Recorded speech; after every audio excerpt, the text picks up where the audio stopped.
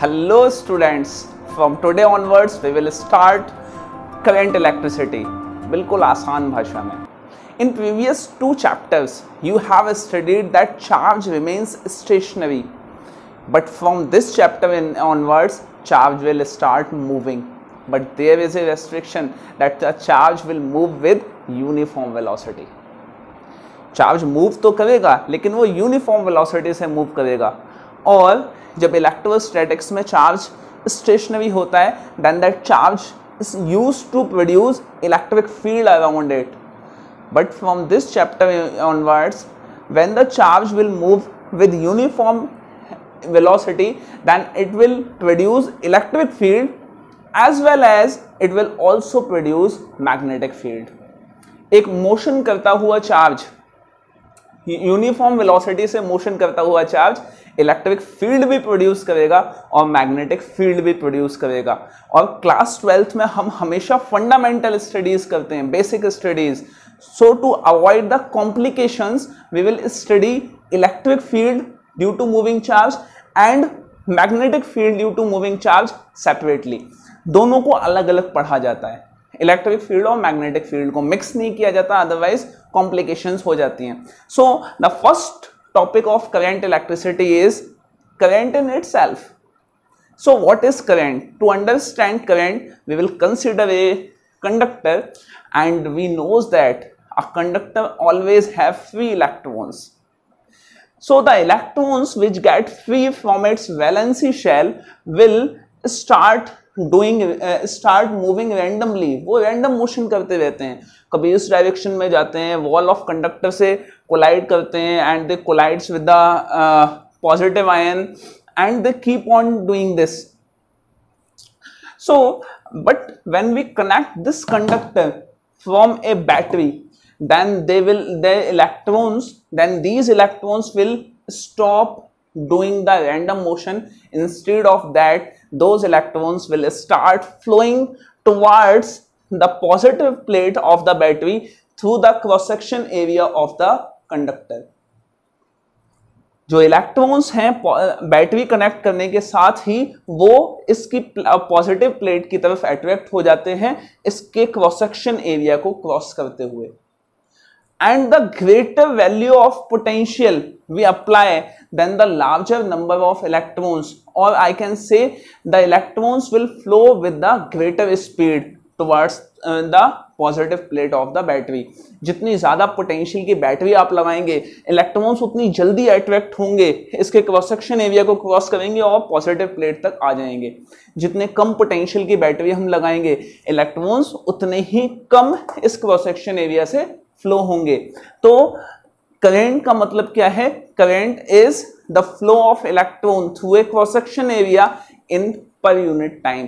एक unit time में cross section area से जितने इलेक्ट्रॉन्स फ्लो होते हैं दैट इज कॉल्ड करंट. तो फटाफट हम डेफिनेशन लिखते हैं.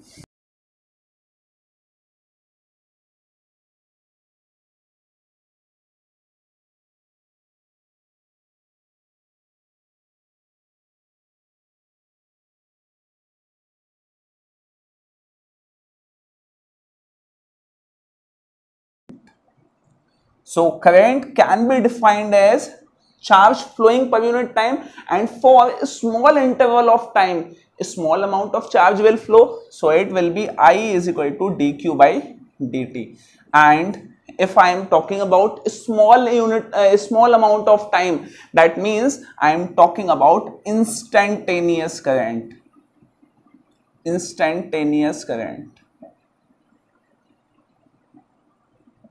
And for larger interval of time I will write it as delta q by delta t. So t shows a small interval of time and delta shows larger change. So this is called average current. This is instantaneous current and this is average current. Now what is the unit of current? Current की unit क्या है? तो देखिए unit, so I is equal to charge per unit time, and charge is, the unit of charge is coulomb and the unit of time is second. But coulomb per unit second is the unit of current. Now what is its SI unit? Standard unit क्या है? इसकी standard unit होती है क्या? Ampere. Ampere and it will be written by capital A. जो ampere है वो आपकी 7 फंडामेंटल क्वांटिटीज में एक है, 7 फंडामेंटल यूनिट्स में एक है, जो आपने 11th क्लास में पढ़ी है. बल्कि ये जो कूलम है वो आपकी 7 फंडामेंटल यूनिट्स में से नहीं है. एम्पियर एक 7 फंडामेंटल में है यूनिट. नाउ ये किस तरह की क्वांटिटी है? करंट किस तरह की क्वांटिटी है उसको समझने के लिए हम क्या करते हैं, एक करंट जो है एक वायर में फ्लो हो रहा है, दैट इज 4 एम्पियर करंट, और ये वायर 2 पार्ट्स में डिवाइड हो जाती है. तो इस वाली पार्ट में अगर करंट गया है 1 एम्पियर, तो इस वाले पार्ट में कितना गया है? इस वाले पार्ट में गया होगा 3 एम्पियर. ठीक है, मान लीजिए ये वायर जो डिवाइड हुआ है दोनों के बीच में एंगल है 90 डिग्री का. चलिए, तो करंट यहां से गया 4 एम्पियर, 1 एम्पियर यहां, 3 एम्पियर यहां. ठीक है, सिमिलरली ऐसा ही होता कि करंट जो है फ्लो होके आ रहा है एक वायर से जिसमें करंट है 2 एम्पियर और इस डायरेक्शन से आ रहा है 4 एम्पियर. दोनों के बीच में एंगल 90 डिग्री और कंबाइन होके ये करंट जा रहा है आगे, तो दोनों का कितना हो गया? 6 एम्पियर. ठीक है, तो देखेंगे एक चीज कि करंट को हमने ऐड किया on the basis of its direction. Direction के बेसिस पे हमने करंट को ऐड किया है यहाँ पे कि 2 यहां से आया, 4 यहां से आया, तो कंबाइन होकर 6 ही तो मिलेगा. लेकिन क्या आपने वेक्टर एडिशन से इसको कंबाइन किया है? अगर वेक्टर एडिशन से कंबाइन करते तो इसमें फॉर्मूला आप लगाते ना, a square plus b square plus 2ab cos 90. लेकिन आपने इसको वेक्टोरियली ऐड नहीं किया है, इसलिए करंट के पास डायरेक्शन तो है, still it is not a vector quantity, क्योंकि आपने इसको वेक्टोरियली ऐड नहीं किया है. तो करंट कैसी क्वांटिटी है? करंट एक, इसको स्केलर क्वांटिटी भी कंप्लीटली नहीं बोलते हैं, वेक्टर क्वांटिटी तो ये है ही नहीं. तो एक नई क्वांटिटी है ये, that is tensor quantity. Tensor quantity.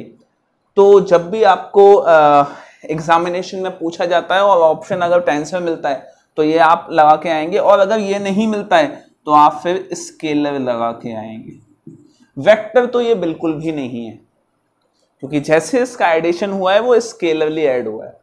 ठीक है, अब इस पे बेस्ड क्वेश्चंस करते हैं.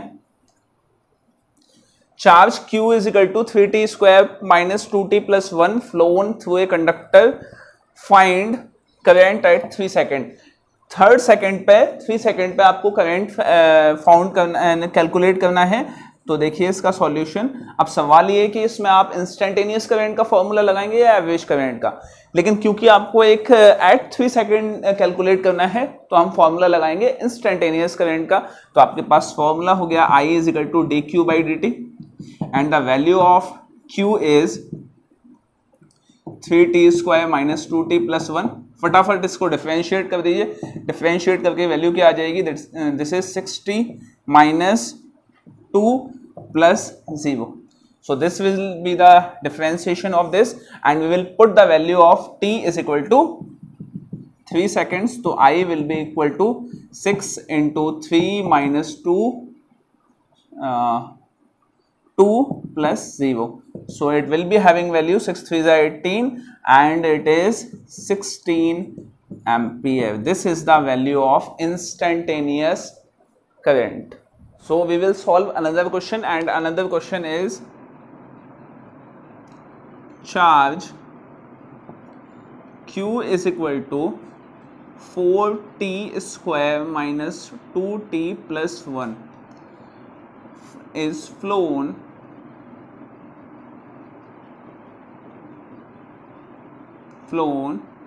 through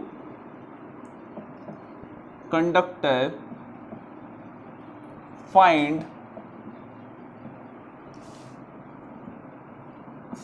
current between 0 to 3 seconds, 0 to 3 seconds के बीच में कितना करंट आपको मिला है वो आपको कैलकुलेट करना है। तो जब भी बात आती है लार्जर इंटरवल की, तो उसका मतलब है कि आप जब 0 से 3 सेकेंड या कितने भी सेकेंड के लिए कैलकुलेट कर रहे हैं, इसका मतलब आप एवरेज करंट कैलकुलेट कर रहे हैं, इंस्टेंटेनियस करंट कैलकुलेट नहीं कर रहे। और अगर आप इंस्टेंटेनियस करंट नहीं कैलकुलेट कर रहे तो यहाँ पे डिफ्रेंशिएट नहीं होगा, बल्कि होगा क्या कि आपको चार्ज की वैल्यू 3 सेकेंड्स पे अलग पुट करनी है और चार्ज की वैल्यू 0 सेकेंड पे अलग पुट करनी है। तो वो कैसे होगी वो देखते हैं। तो देखिए सॉल्यूशन,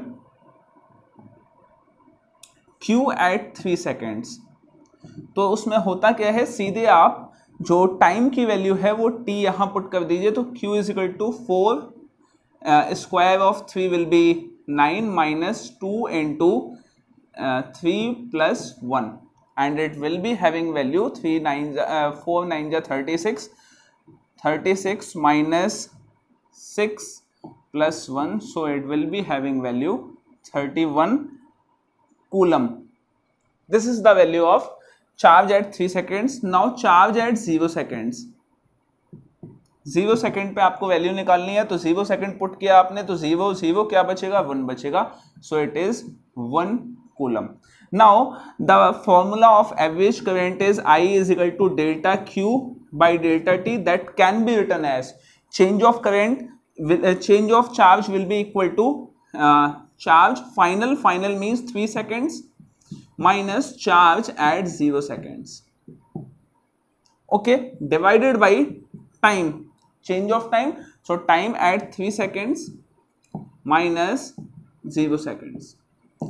चलिए 3 सेकेंड्स पे जो चार्ज आया है वो आया है 31 कूलम, माइनस 0 सेकेंड्स पे 1 coulomb, divided by time 3 seconds पे 3 है ही minus 0, so it will be 30 by 3 which is equal to 10 ampere. This is the average current. Next question, current I is equal to 3t square minus 4t plus 1 flowing through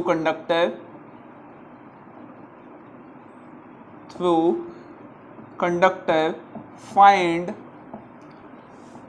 amount of charge flown from 0 to 2 seconds। यहाँ question अलग है थोड़ा। Question कैसे अलग है यहाँ पे कि यहाँ पे आपको करंट दिया हुआ लेकिन charge, amount of charge calculate करना है 0 to 2 सेकेंड्स के बीच में।